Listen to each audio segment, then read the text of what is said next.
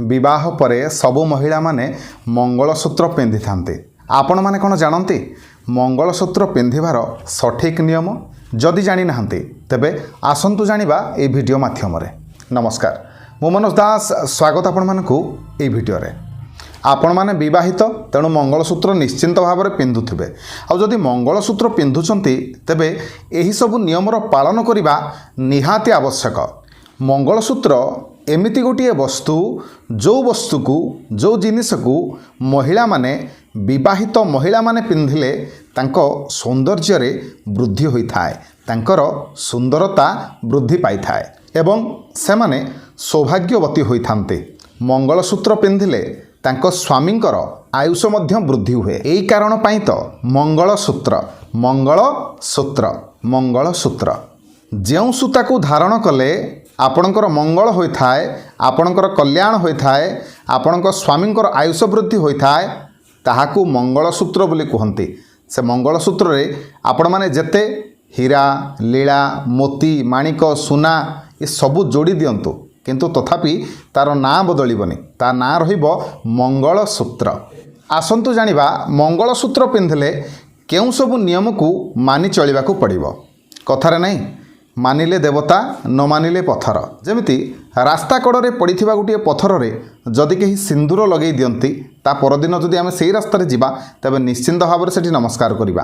कहीं विश्वास आम करती जदि पत्थर रे सिंदूर लगिला आम विश्वास बढ़ीगला, आम निश्चिंत भाव में तांको भगवान बोली मानिबा। ठीक सही परे विश्वास जो जिनस नाही, जो कर्म रे विश्वास आपण करते नहीं से कर्म को मध्य करवा अनुचित। तेणु प्रत्येक कर्म पूर्वरु आगे आपण माने विश्वास करंतु, तापरे कर्म करंतु। देखिबे जदि विश्वास थिबो तबे निश्चिंत भाव में हरि आपण को मिलिबे। जदि विश्वास अछि आपण जे कोनोसी कर्म करिवे सेथिरे आपण को भल फल मिलिबो। आ जदि विश्वास नाही ताले से कर्म करिबानी, काहे कि ना जदि सेपरि कर्म आमे विश्वास न थाई कि करिबा ताले ते एकरे आम पाखरे विश्वास नाही, आ से कर्म करिकि लाभ भी किछि नाही। तेणु विश्वास रे बसई हरि, तेणु विश्वास करंतु कर्म करंतु। ठीक सही परि भाव में मंगलसूत्र को धारण करिबा समय रे आपण जेते नियमावली सब पालन करिवे ताहा आपणकर ही मंगल करिबो, आउ आपणकर स्वामींकर ही मंगल करिबो।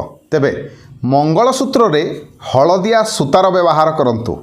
हलदिया सूतारे कला मोती गुंथंतु एवं पिंधंतु। आपण माने चाहिए सेथिरे सुना रूपा हीरा मोती माणिक ए सबू लगे पारिबे, कौन से असुविधा नहीं, किंतु हलदिया सूता एवं कला मोती। प्रत्येक दिन आपण जेतबेले गाधेकी आसिकी सिंदूर पिंधुचंती सेही समय रे आपणक मंगलसूत्र रे कुंकुम टिके लगांतु। प्रतिदिन करंतु, देखिबे कल्याण हेबो। थरे मंगलसूत्र पिंधिले आ मंगलसूत्र को खोलिबेनी। जदि भी खोलिले तेबे आउ थरे पिंधिबा पूर्वरु भगवान को पाखरे टिके रखंतु, भगवान को पाखरे पूजा करंतु, तापरे पिंधंतु। मंगलसूत्र को पिंधिकी केबे भी काहाकू देखै हेबेनी। मंगलसूत्र को पिंधिकी निजर बड़ीमा देखै हेले आपण को नजर लगी जाई पारे, आपणकर क्षति होई पारे। ए कथार ध्यान रखिबे। मंगलसूत्र को पिंधिथिबा समय रे सदा सर्वदा साड़ी रे बा निज कपड़ा रे घोड़े रखंतु, देखांतु नहीं। चेष्टा करंतु जेबे भी ए मंगलसूत्र पिंधिबे निज स्वामी को हाथरू जेपरी पिंधिबे। एपरी कले परस्पर भितरे भरोसा एवं विश्वास वृद्धि पाइबो। मंगलसूत्र सौभाग्यर चिन्ह होइथिबारु एहा अत्यंत पवित्र, एहा अत्यंत शुभदायक।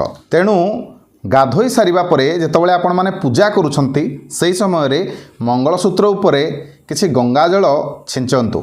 एपरि करिबा द्वारा आपणकू शुभफल मिलिथाय। मंगलसूत्र को माँ पार्वतींकर आशीर्वाद बोली मध्य कहा जाए। तेणु भावंतु जे मंगलसूत्र आपण को बेकरे अछि माने माँ पार्वतींकर आशीर्वाद आपणक उपरे अछि। सेथिपई मंगलसूत्र पिंधिबा समय रे माँ पार्वतींकर मंत्र को स्मरण करिबा उचित अथवा उच्चारण करिबा उचित। तबे मंत्रटी हैला ओम नमो मनभिलाषितं वरम देहि वरम ह्रीं गौरा पार्वती नमः।